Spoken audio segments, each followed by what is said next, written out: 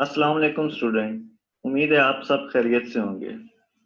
आज हम पढ़ने जा रहे हैं जिस कोर्स के बारे में, उसका टाइटल है OOAD। OOAD means object oriented analysis and design. आज हम देखेंगे कि ये ऑब्जेक्ट ओरिएंटेड एनालिसिस और डिजाइन क्या होता है, इसमें टर्मिनोलॉजीज जो यूज होती हैं उनके बारे में हम देखेंगे कि प्री रिक्विजिट कोर्सेज इसके लिए कौन से चाहिए हैं, यानी कि जो कोर्सेज की नॉलेज हमारे पास पहले होना चाहिए ये पढ़ने से। में से कुछ चीजें आज के लेक्चर में हम कवर करने की कोशिश करेंगे और कुछ हम नेक्स्ट क्लासेस में कवर करेंगे। तो देख लेते हैं इसके लिए प्री रिक्विजिट क्या चीज चाहिए।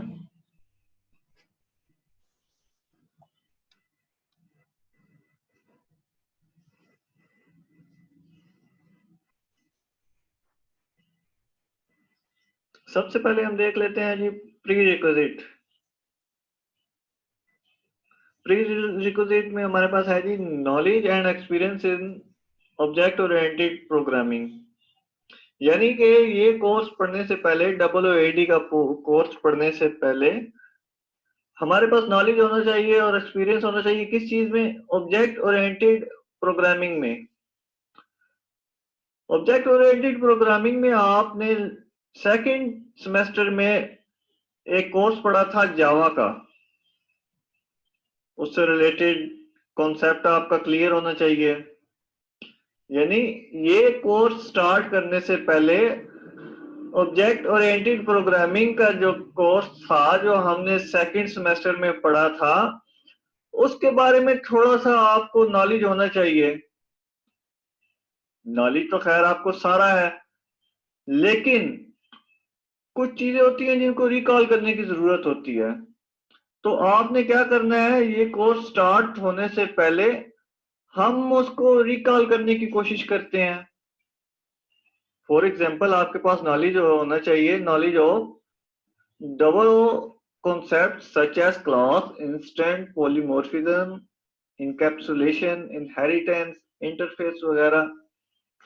इनके बारे में आपको पता होना चाहिए कि ये क्या चीजें हैं, ये कैसे काम करती हैं, इनके क्या क्या काम जो था हमने लास्ट सेमेस्टर में, यानी आपने सेकंड सेमेस्टर में इनसे कैसे काम लिया था। जावा आपने पढ़ी थी सेकंड सेमेस्टर में, वो क्या थी हमारे पास, ऑब्जेक्ट ओरिएंटेड प्रोग्रामिंग ही थी। तो ये सारी चीजें क्लासेस वगैरह, instance, polymorphism, encapsulation, inheritance, interface, ये सब चीजें हम सेकंड सेमेस्टर में पढ़ कर आए हैं। यानी अब हम OOAD स्टार्ट कर सकते हैं, क्योंकि जो इसका प्री रिक्विजिट कोर्स था वो हम ऑलरेडी कवर कर चुके हैं, उसको हम पास कर चुके हैं।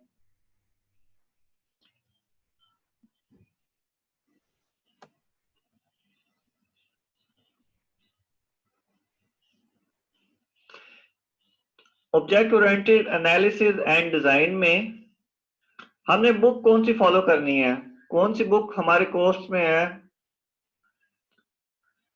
बुक का नाम है जी applying UML patterns and introduction to object oriented analysis and design and iterative development. Writer है जी इसका क्रेग लॉरमैन, थर्ड एडिशन है जी उसका, और ISBN नंबर भी दिया गया 0131489062। ये हमारे कोर्स की बुक है जी, जिसे यूनिवर्सिटी एडमिनिस्ट्रेशन ने मेंशन किया है हमारे इस कोर्स के लिए।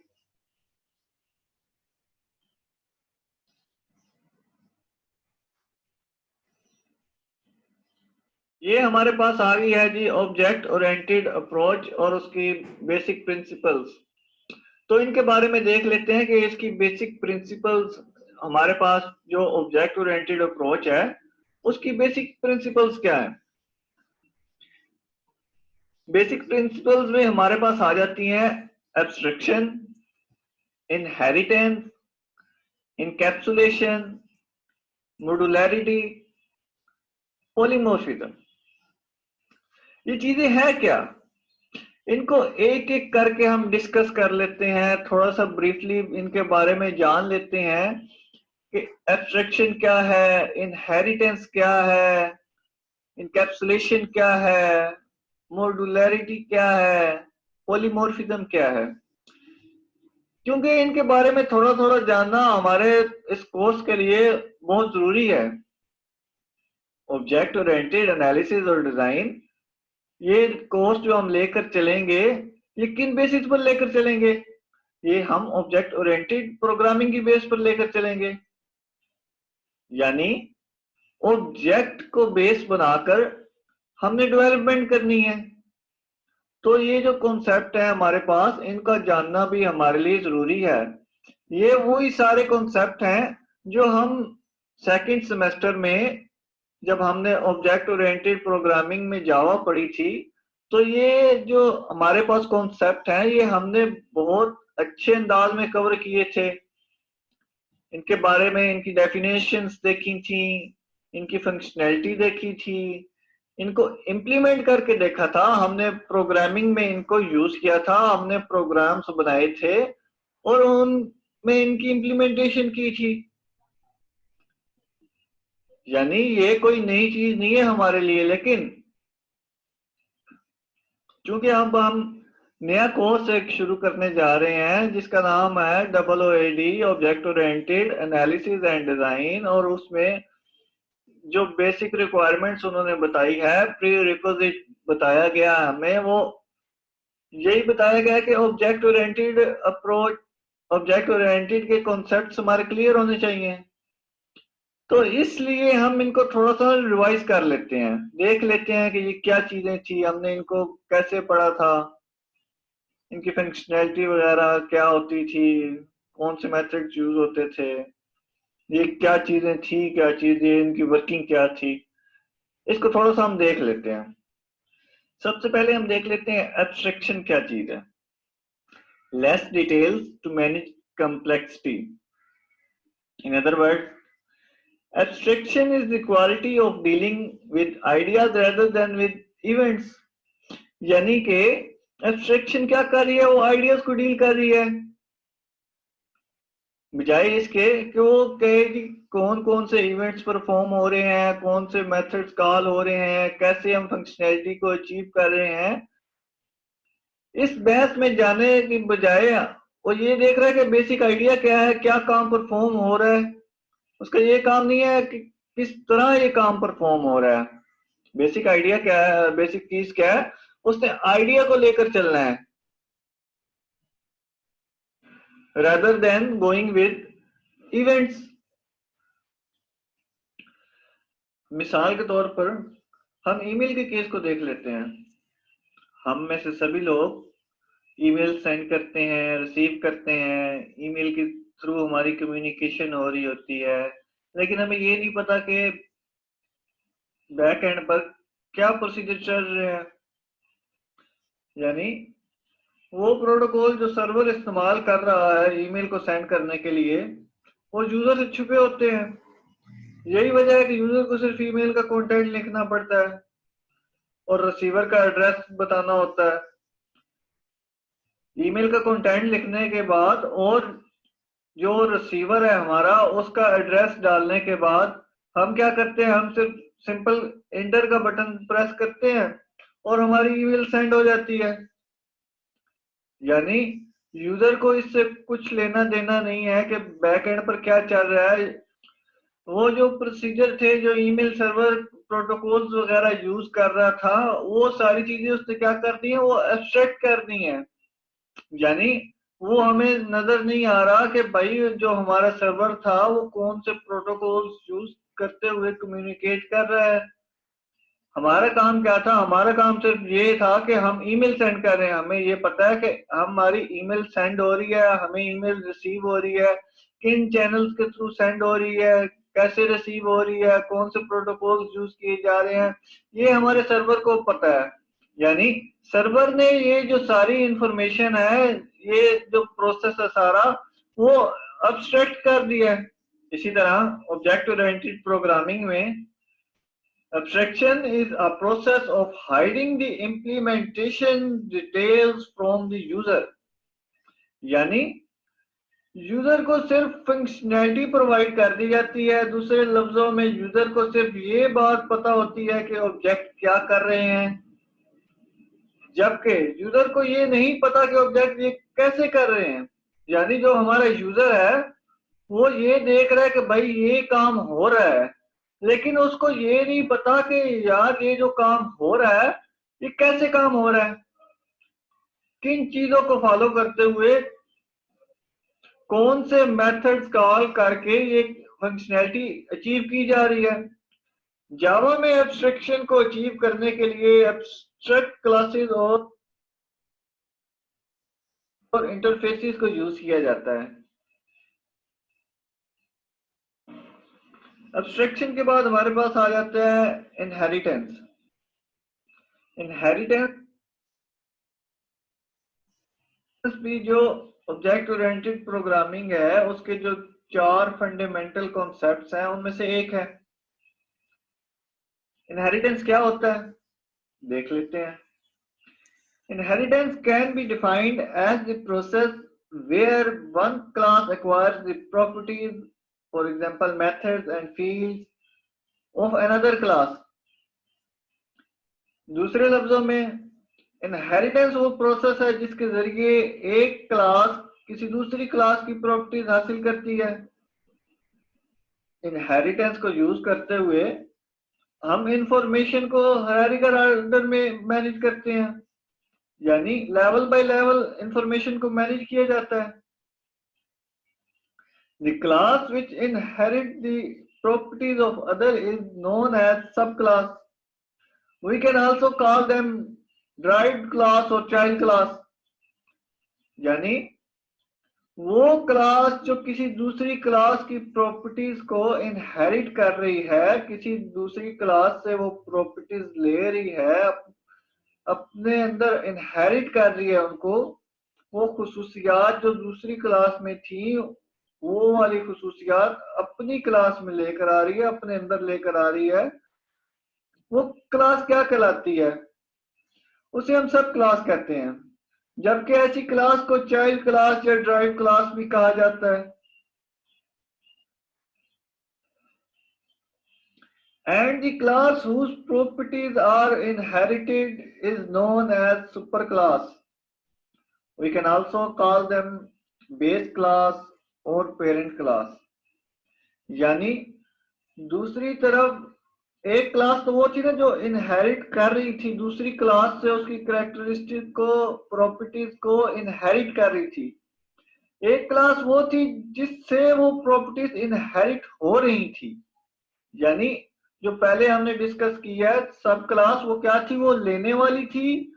और दूसरी क्लास जिसको हम सुपर क्लास बोल रहे हैं वो क्या है, वो प्रॉपर्टीज, वो क्लास है जिससे प्रॉपर्टीज ली जा रही हैं।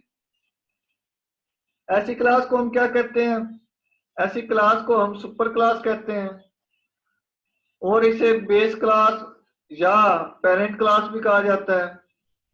आमतौर पर जब हम ऊप की बात कर रहे होते हैं, जब हम जावा में प्रोग्रामिंग कर रहे थे तो हमने 2 लफ्ज यूज किए इसके लिए। ज्यादा जो यूज हमने किए वो एक सुपर क्लास का वर्ड था और एक पेरेंट क्लास का वर्ड था। हमने इनको बहुत डिटेल में डिस्कस किया था उस लेक्चर में, इनकी फंक्शनैलिटी परफॉर्म करवाई थी, इम्प्लीमेंटेशन थी, ये सब कुछ हम देख चुके हैं। अब हम सिर्फ क्या कर रहे हैं, इनको एक बार रिवाइज कर रहे हैं, रिकॉल कर रहे हैं अपने नॉलेज को। इधर हम इम्प्लीमेंटेशन की तरफ नहीं जाने वाले। Extend is the key word used to inherit the properties of a class. मतलब ये कि हम किसी क्लास की प्रॉपर्टीज दूसरी क्लास में कैसे इनहेरिट करते हैं। अगर हमने किसी दूसरी क्लास की प्रॉपर्टीज किसी और क्लास में इनहेरिट करनी है तो उसके लिए हम क्या यूज करते हैं, उसके लिए हमने एक कीवर्ड हमें बता दिया गया है। हम ये काम एक्सटेंड्स का कीवर्ड यूज करते हुए करते हैं। अच्छा, इसका ना थोड़ा सा सिंटैक्स भी देख लेते हैं, डिस्कस कर लेते हैं। क्या बनाते थे जी हम जावा में? हमने क्या बनाई जी? क्लास बनाई। क्लास का नाम हम रख लेते हैं, सुपर क्लास रख लेते हैं, या पेरेंट रख लेते हैं। यानी class super curly bracket body आ गई, करली ब्रैकेट क्लोज हो गई, नीचे फिर आ जाते हैं जी क्लास सब। अगर हमने सुपर रखा था तो उसके लिए हम सब यूज कर लेते हैं।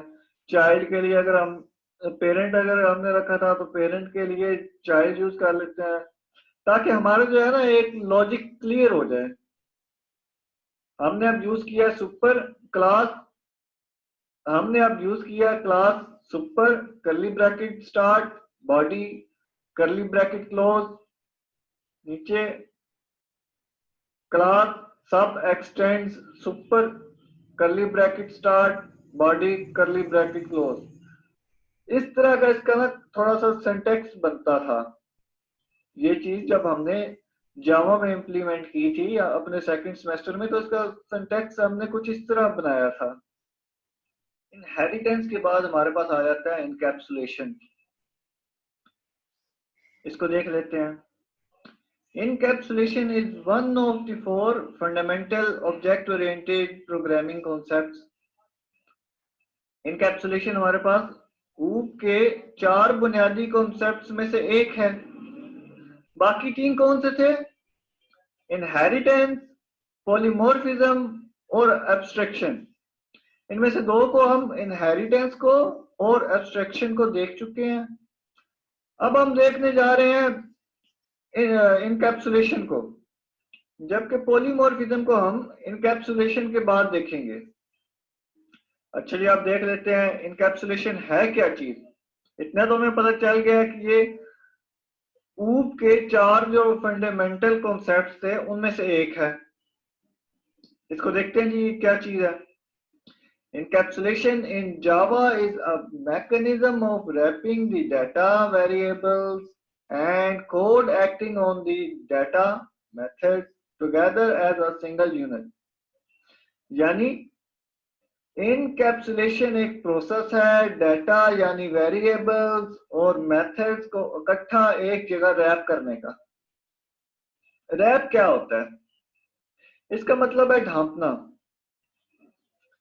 इनकैप्सुलेशन में क्या हो रहा है, हम वेरिएबल्स और मेथड्स को एक जगह ढांप रहे हैं, यानी उनको एक जगह इकट्ठा कर रहे हैं, एक जगह इकट्ठा करके उन्हें छुपा रहे हैं। दूसरे लफ्जों में हम उन्हें हाइड कर रहे हैं।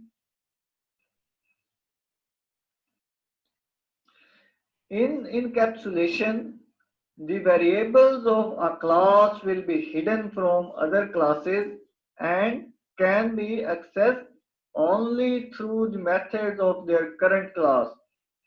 Therefore, it is also known as data hiding. यानी इनकैप्सुलेशन में क्लास के वेरिएबल दूसरी क्लास से हिडन होते हैं और इन्हें सिर्फ इनकी अपनी क्लास के मेथड्स के जरिए एक्सेस किया जा सकता है। जावा में इनकैप्सुलेशन को अचीव करने के लिए क्लास के वेरिएबल को प्राइवेट डिक्लेयर किया जाता है और पब्लिक सेटर गेटर के मेथड के थ्रू वेरिएबल्स की वैल्यूज को मॉडिफाई या व्यू किया जा सकता है। अच्छा, अब आपको समझ आ गई होगी कि ये जो हमारे पास लिखा हुआ था इस स्लाइड में इनकैप्सुलेशन के बारे में, hiding implementation details from client to wide external manipulation of data, कि एक जो क्लास है उसमें जो वेरिएबल्स वगैरह हैं, मेथड्स हैं, उनको हमने हाइड कर दिए हुए ताकि क्लास से बाहर कोई उनको एक्सेस ना कर सके, हमारे डाटा को मैनिपुलेट ना कर सके, उसमें चेंजेस वगैरह, उसमें मॉडिफिकेशंस वगैरह ना कर सके। ये बेसिक पर्पस है हमारे पास इनकैप्सुलेशन का। इनकैप्सुलेशन के बाद हमारे पास आ जाता है मॉड्युलैरिटी। मॉड्युलैरिटी क्या चीज है? Breaking up into manageable chunks. इसको मजीद डिटेल में देखते हैं। Modularity is a frequently used term in information technology and computer science. यानी ये फ्रीक्वेंटली यूज होने वाली टर्म है इंफॉर्मेशन टेक्नोलॉजी और कंप्यूटर साइंस में। हम लोग कंप्यूटर साइंस के लोग हैं, हमारी ये फील्ड है, और हमें इससे अक्सर औकात पाला पड़ता है, इसे फेस करना पड़ता है। ये टर्म हमें सुनने को मिलती है, मॉड्यूलैरिटी। मॉड्यूलैरिटी है क्या? मॉड्यूलैरिटी के बैक एंड पे कॉन्सेप्ट क्या है? इसका बेसिक कॉन्सेप्ट है कि हम पहले मल्टीपल मॉड्यूल्स बना लेते हैं और फिर इनको आपस में लिंक करके एक जगह जमा कर लेते हैं, यानी एक मुकम्मल सिस्टम की फॉर्म दे देते हैं इन्हें। फॉर एग्जाम्पल, हम कोई कम्प्लेक्स सिस्टम बनाने जा रहे हैं, तो उसमें ये नहीं होगा कि हमने भाई सिस्टम जब डिजाइन कर लिया तो हम एक ही बार उस पर लग जाएं। ऐसे नहीं, हमने उसको मॉड्यूल की फॉर्म में बनाना है, यानी छोटे छोटे चंक्स में उसको डिवाइड कर लेना है। कोई कम्प्लेक्स अगर हम सिस्टम बनाने जा रहे हैं तो उसमें बहुत ज्यादा हमसे गलतियां हो सकती हैं, क्योंकि सिस्टम कम्प्लेक्स है, बड़ा सिस्टम है। तो अगर हम उसको छोटे छोटे पार्ट्स में डिवाइड कर लें, छोटे छोटे चंक्स में उसको डिवाइड कर लें, उसके मॉड्यूल बना लें, उसको मॉड्यूल फॉर्म दे दें। फॉर एग्जाम्पल हम ले लेते हैं, कैलकुलेटर हम बनाने जा रहे थे। कैलकुलेटर में क्या होता है जी? डिवाइड कर सकते हैं हम, एडिशन होता है, सब्ट्रैक्शन होती है, मल्टीप्लिकेशन होती है। तो ये सब चीजें मिलकर क्या बना रही हैं? एक सिस्टम बना रही हैं जिसको हम क्या कह रहे हैं? कैलकुलेटर कह रहे हैं। तो बजाय इसके कि हम कैलकुलेटर बनाते वक्त सारे जो उसके फंक्शन थे, सारे फंक्शन को एक ही बार में हम डेवलप करना स्टार्ट कर दें, यानी डिवीजन भी साथ, मल्टीप्लिकेशन भी साथ, एडिशन भी साथ, सारी चीजों को मिक्सअप कर दें, इससे बेहतर ये नहीं है कि हम उनको मॉड्यूल फॉर्म दे दें, यानी कि डिवीजन का मॉड्यूल जो था वो अलहदा हम डेवलप करें, सब्ट्रैक्शन का अलहदा करें, मल्टीप्लिकेशन और एडिशन के जो मॉड्यूल थे हम उनको अलहदा कोड कर लें। इससे क्या होगा? इससे जो हमारी फंक्शनैलिटी जो मिक्सअप हो रही थी, जो चीजें हमारी मिक्स हो रही थी, वो अब जो हमारे लॉजिक्स मिक्स हो रहे थे उनको हमने सेपरेट कर दिया है, चीजों को सेपरेट कर दिया है, चंक्स की फॉर्म में ले आए हैं। एक मॉड्यूल हमने बनाया, दूसरा बनाया, तीसरा बनाया, चौथा बनाया। चारों मॉड्यूल बनाने के बाद उनकी टेस्टिंग कर ली। इससे क्या होगा? इससे जो हम टेस्टिंग करने वाले थे वो भी आसान हो जाएगी। यानी अगर आप कोई एरर्स वगैरह आते हैं तो हम मॉड्यूल लेवल पर ही उनको सॉल्व कर लेंगे, प्रॉब्लम सॉल्व हो जाएगी हमारी, एरर रिमूव हो जाएंगे। अगर यही काम हम कैलकुलेटर को इकट्ठा शुरू कर रहे होते तो इकट्ठा एट द एंड हम उसको टेस्ट करते एक ही बार में, उस वक्त एरर आता तो हमें एरर ढूंढना पड़ता, उसको सेट करना पड़ता, फिक्स करना पड़ता। तो ये जो था ये रिलेटिवली मुश्किल काम है। किसके? जो हम मॉड्यूल में एरर फिक्सिंग कर रहे थे, बग फिक्स कर रहे थे, वो आसान था। मॉड्यूल्स हमने बना लिए, अलहदा चारों मॉड्यूल हमने बनाकर एक ही जगह पर उन्हें लिंक कर दिया, कंबाइन कर दिया, उनको एक सिस्टम की फॉर्म दे दी जिसको हमने कह दिया कैलकुलेटर। कैलकुलेटर में हमने क्या किया? चार उसके मॉड्यूल हमने लिए, एडिशन, सब्ट्रैक्शन, मल्टीप्लिकेशन और डिवीजन का। इनको अलहदा अलहदा कोड किया हमने, टेस्ट किया, और टेस्ट करने के बाद इनको लिंक कर दिया, ज्वाइन कर दिया, और इनको एक ही सिस्टम की हमने फॉर्म दे दी। ये क्या चीजें थी? ये कैसे हमने परफॉर्म किया? ये मॉड्युलैरिटी के थ्रू हमने किया, उनको छोटे छोटे चंक्स में डिवाइड करके।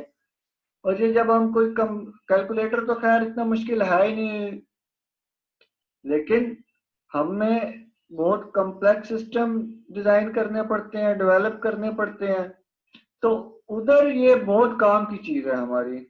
अच्छा, मॉड्युलैरिटी का और हमें फायदा क्या होता है? मॉड्युलैरिटी रीयूजेबिलिटी को इनेबल करती है। यानी एक हमने मॉड्यूल बना लिया, उसको बार बार हम यूज कर सकते हैं।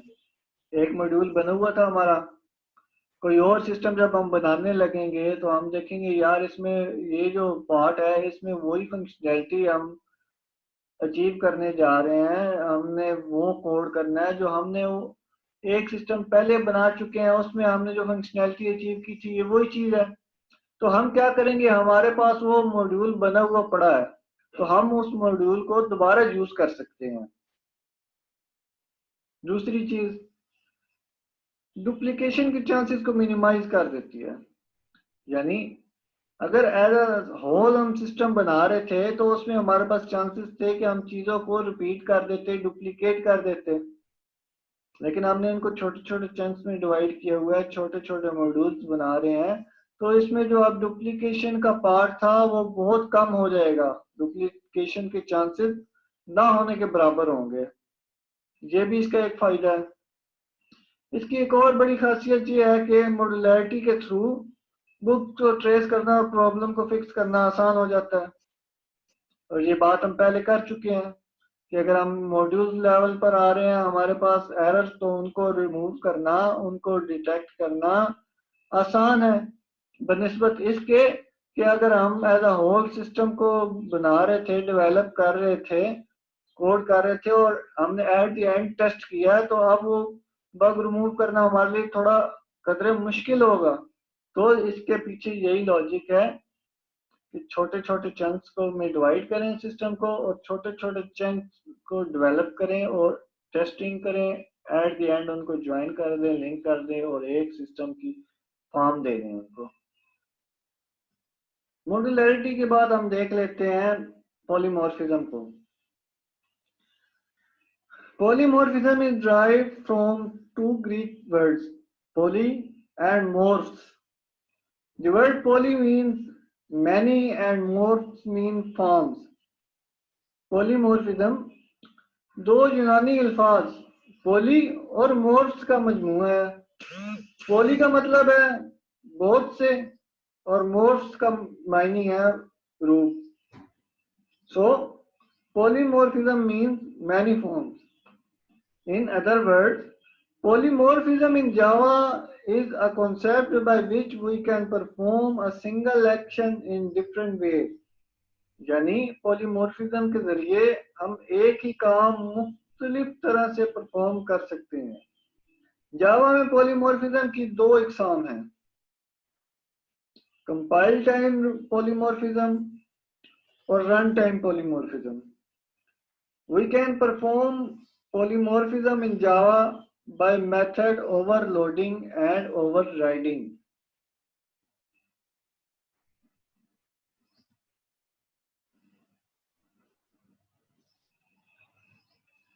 Let us now look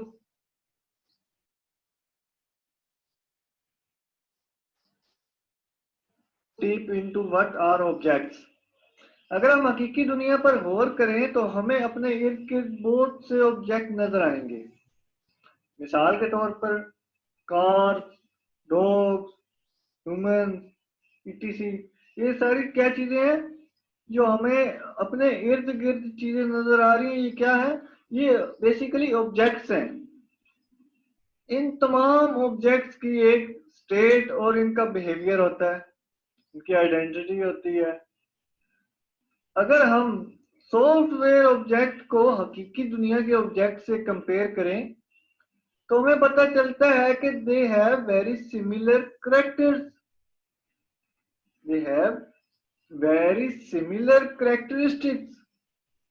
software object की भी स्टेट होती है, सॉफ्टवेयर ऑब्जेक्ट का भी बिहेवियर होता है। A software object state is stored in fields and behavior is shown through methods.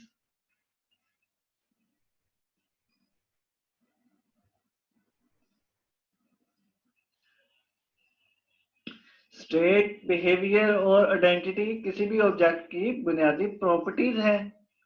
State हमें ऑब्जेक्ट की वैल्यू या टाइप बताती है, यानी हमारा ऑब्जेक्ट किस किस्म का है। जबकि बिहेवियर हमें ऑब्जेक्ट के ऑपरेशंस के बारे में बताता है कि हमारा ऑब्जेक्ट क्या क्या चीजें परफॉर्म कर सकता है, उसकी फंक्शनैलिटी क्या है, वो किस किस्म के टास्क परफॉर्म कर रहा है, एक्शंस वगैरह जो परफॉर्म कर रहा है उसके बारे में हमें क्या चीज बताती है, उसके बारे में हमें ऑब्जेक्ट का बिहेवियर बताता है। मिसाल के तौर पे हमारे पास एक ऑब्जेक्ट है जिसका नाम कार है, यानी हमने कार को एज एग्जांपल हम ले रहे हैं ऑब्जेक्ट के तौर पे। तो जो कार ऑब्जेक्ट है उसका रंग है, या वो सफेद होगी, काली होगी, लाल होगी, सिल्वर होगी, यानी कोई भी उसका कलर हो सकता है। उसका एक कलर होगा, इंजन टाइप होगा, व्हील है, उसकी 4 खिड़कियां हैं, उसमें बैठने के लिए सीट है। ये सब चीजें क्या जाहिर कर रहा है? इन सब चीजों को मिलाकर ये सब चीजें मिलकर क्या चीज किस चीज को जाहिर कर रही हैं? ये सब चीजें हमारा ऑब्जेक्ट जिसका नाम कार था, कार को हम एज ऑब्जेक्ट ले रहे थे, ये सब चीजें उसकी स्टेट को जाहिर कर रही हैं। जबकि हमारा ऑब्जेक्ट जिसका नाम हमने कार रखा हुआ है, कार को एज हम ऑब्जेक्ट एग्जांपल के तौर पे यूज कर रहे हैं, वो 100 किलोमीटर की स्पीड से दौड़ती है। कार का स्टीयरिंग घुमाने से वो राइट साइड पर भी घूम जाती है, टर्न ले लेती है, और अगर उसका स्टीयरिंग हम लेफ्ट साइड पर घुमाएं तो वो लेफ्ट साइड पर भी टर्न लेती है, यानी अपनी डायरेक्शन चेंज करती है। अगर हम उसको राइट साइड पर घुमाना चाहें तो राइट साइड पर टर्न हो जाती है, लेफ्ट साइड पर ले जाना चाहें तो लेफ्ट साइड पर टर्न हो जाती है। कार जब चल रही है तो ये आगे की तरफ भी चलती है और पीछे को भी चलती है। ये सब चीजें क्या जाहिर कर रही हैं? ये सब चीजें हमारे ऑब्जेक्ट के बिहेवियर को जाहिर कर रही हैं, यानी वो हमें बता रही हैं कि हमारे ऑब्जेक्ट क्या क्या फंक्शनैलिटी परफॉर्म कर सकता है। हम इंसान के एग्जांपल से ऑब्जेक्ट की स्टेट और बिहेवियर को समझने की कोशिश करते हैं। अच्छा, अब इंसान क्या है? ये हमारा ऑब्जेक्ट है, इसका कोई नाम होगा जो इसकी आइडेंटिटी को जाहिर करेगा। देखिए